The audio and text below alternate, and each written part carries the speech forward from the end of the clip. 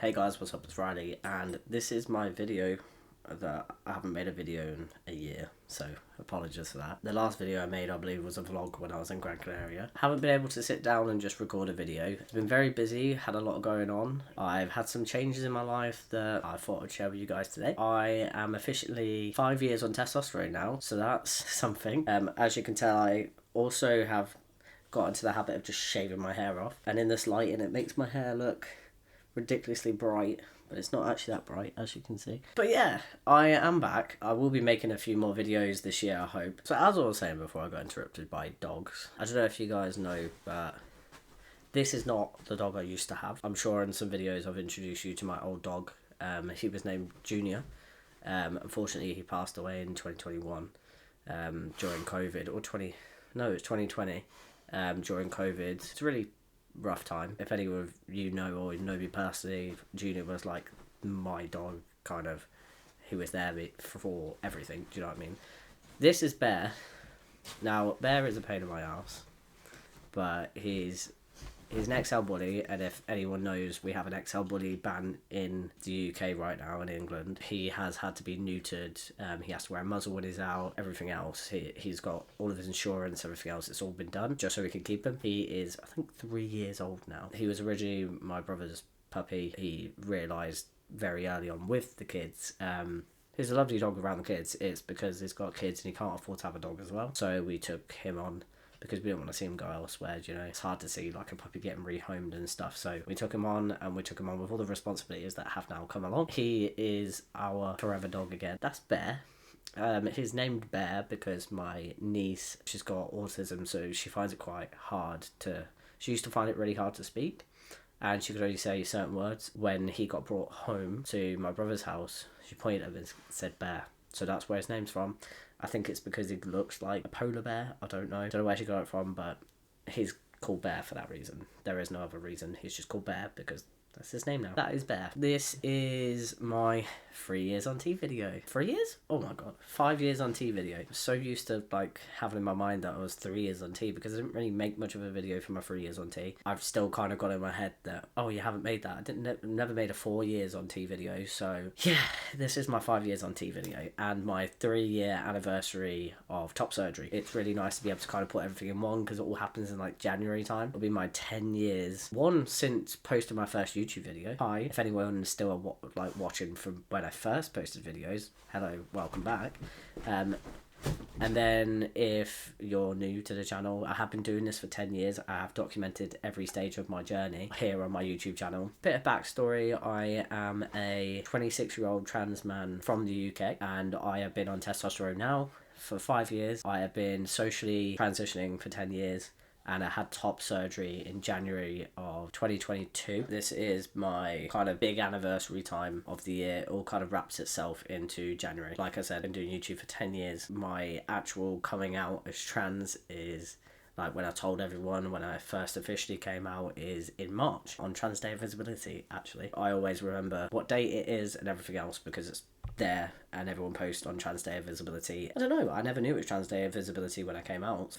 Nice that it intertwined in that way, and I became visible to everyone, really, in my close circle at that time that was trans. Obviously, the details of everything, what I like to do in these videos is do some throwbacks to my old videos. This is the perks of kind of having all this recorded throughout my timeline. I know there won't be much from last year, but I have a lot of photos per se that I can put in here and put some music over it, that you guys can see how much I've changed in the past couple of years, like I normally do in all my videos. It's also my top surgery. I had top surgery at Highgate Hospital in London with Mr. Philip Rubin. I originally wanted to go with Dr. Nishaw up in Hull because I liked his results, and I hadn't seen anything from Mr. Philip Rubin, but I did get a call from the surgery team, and they did suggest going with Mr. Philip Rubin because I'd been waiting so long on the waiting list that he was going to be the quickest person to go with, and he had recently moved to Highgate Hospital as well as his normal. I was like, do you know what? Let's go have a consultation, and he showed me all the results and I was very happy with them, so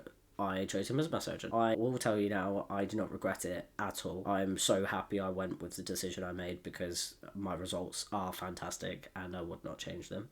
And I'm very happy with them, and I'm very comfortable with my chest now.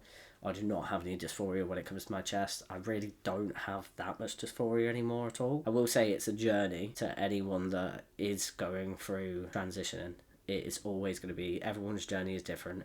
I'm lucky to have such a supportive family, supportive friends. If it weren't for that, I think things would be a lot different, a lot harder on me, because I did wait a very long time, obviously 5 years since coming out, to start hormones, and that really kept me back for a while. But then the thing is, it felt like forever waiting. Now, in the grand scheme of things, I have now been on testosterone as long as I was waiting for testosterone. Once I got past through that first year of being on T and having top surgery, felt like everything just fell into place properly, and I was me. Even though I was like, the best way of putting it is, I was going through being around other trans people, and it made my life 10 times easier when I first come out. If you do have any like youth groups, LGBTQ plus groups around you, I would recommend it if you're like a sociable person, or even if you're like slightly anxious. There's a lot of people with anxiety that go to these groups. It's the best place for information and the best place to meet people going through the same thing as you. I'm so glad I did go to those youth groups, because I've met some amazing friends through there, and I still see them now. It's so nice to see also other trans people, and you get to watch them go through their journey too. Obviously, it's a bit triggering for those that are still waiting to transition and they're a bit further back in the process, which is always a bit harder for some people to watch when other people that you know are getting testosterone and stuff, and it kind of just makes you that little bit jealous. Honestly, I wouldn't change it for the world. It was exactly how I started my transition and how I have continued to be within my transition, and being very visible and never kind of hiding the fact that I'm trans, because it's a big part of my identity. Obviously, in some aspects I do just not tell people because I don't think it's relevant anymore. Only reason I told people when I first came out is because I wasn't really passing. I wasn't in a place where I could just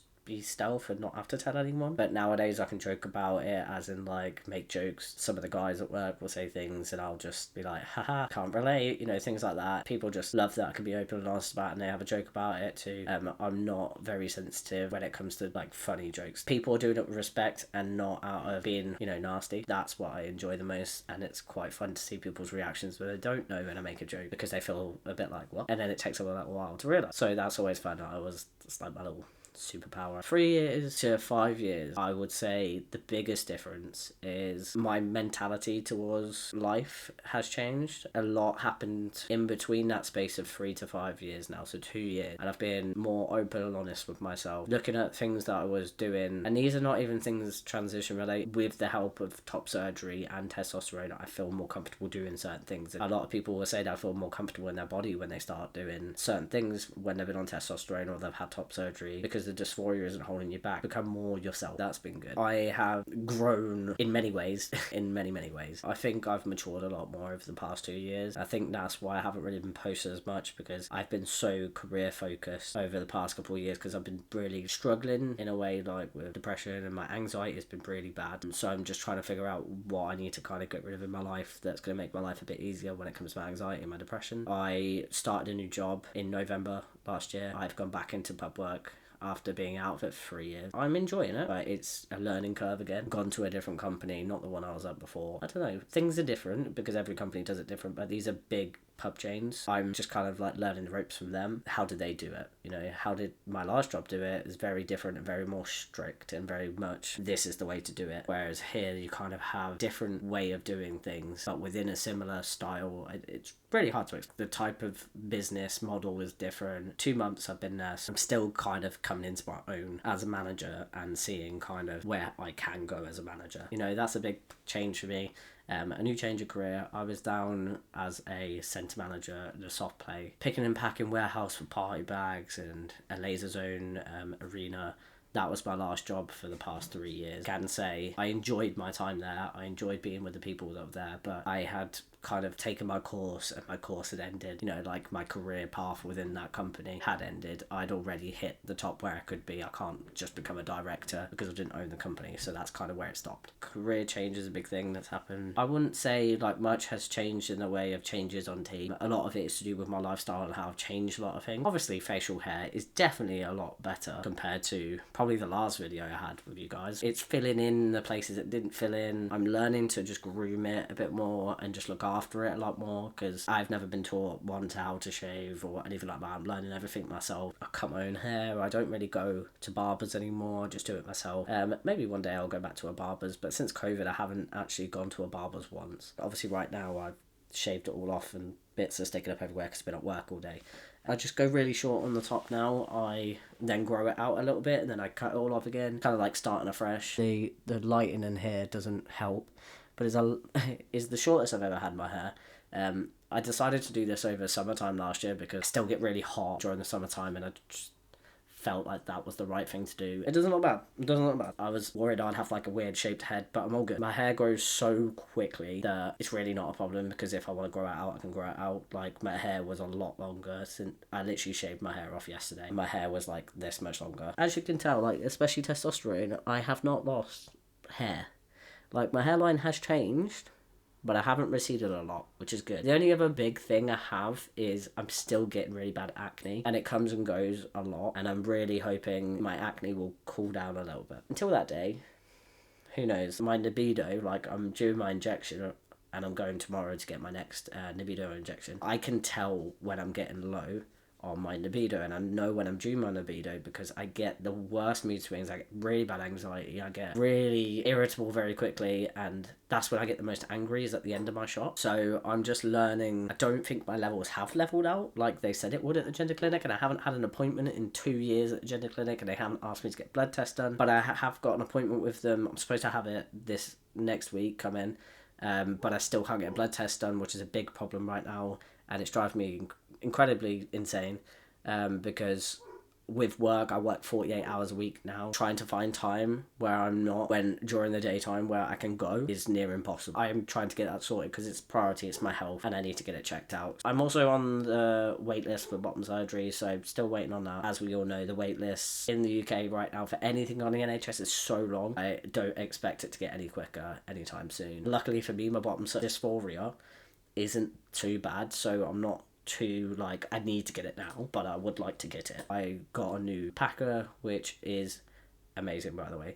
I got the Peacock inflatable, and when I tell you, these things are expensive, right? I never went for a Peacock product because I know how expensive they are. However, they are worth their weight in gold. The inflatable one is great. Honestly, I could not fault it. You can inflate it to use it for you know what, and it's just like all round a very good product. And I think there's something in my mind, I'm like, when I have bottom surgery, you know, I'm gonna have a pump as well, so kind of be similar, but obviously not, because one's made out of silicone and one's out of my own skin and flesh, is the best way of putting it. Let's just get into the ends of the video where we see all the differences within my transition and the changes and everything else. I will state that my voice, I don't think, has changed much since probably even a year on T. Maybe it's kind of matured in a way, I don't know. I know as you get older, your voice will mature in a different way. Body hair, I can grow a lot of body hair now. Not a lot, not like I'm got a rug across here. Since top surgery, I think a year after top surgery, I was starting to sprout some chest hairs.